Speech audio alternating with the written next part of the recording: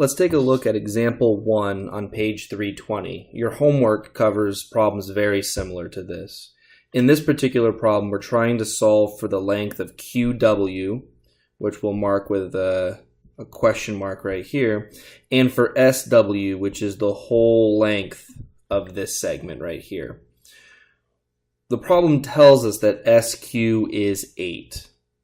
The centroid theorem, which was not presented in class, the centroid theorem says that SQ, the distance from here to here, is 2/3 of the whole segment from S to W.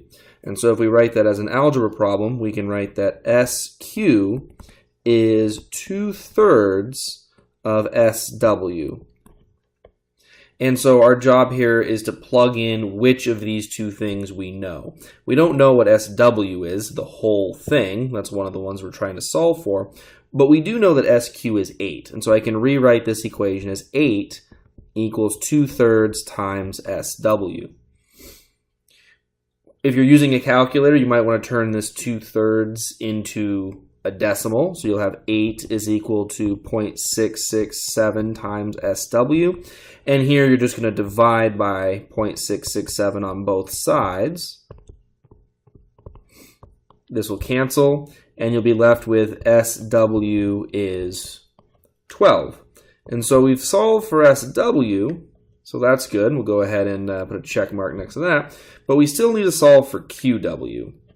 Remember, QW is the part with the question mark down here at the bottom. So QW plus QS has to equal the whole thing.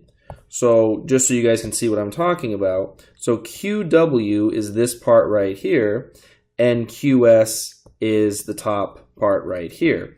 So if we put those two together, we get the whole thing. This is the segment addition postulate. And so we know that SQ plus QW equals SW. We plug in what we know. SQ is 8, that's a given. QW we don't know, that's an unknown.